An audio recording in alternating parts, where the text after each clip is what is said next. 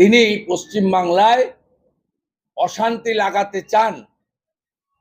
তাই আমি আপনাদের মাধ্যমে ইলেকশন কমিশন অফ ইন্ডিয়াকে বলবো, যাতে রামনবমী শোভাযাত্রা বা অনুষ্ঠান, ভারতবর্ষে ধর্মাচরণের অধিকার সুযোগ প্রত্যেকের আছে, সুনিশ্চিত করা, প্রয়োজন হলে বিভিন্ন জায়গায় কেন্দ্রীয় বাহিনী ডিপ্লয়মেন্ট করা, যাতে অশান্তি এবং সম্প্রীতি নষ্ট করায় উস্কানি দাতা মমতা ব্যানার্জির ফাঁদে কেউ পা না দেন গত বছরের মতো। এই দাবি করব election commission should take appropriate action.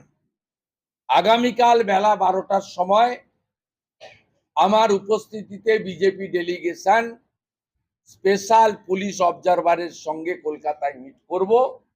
সেখানেও এই পয়েন্টটা আমি নোট ডাউন করব। আমি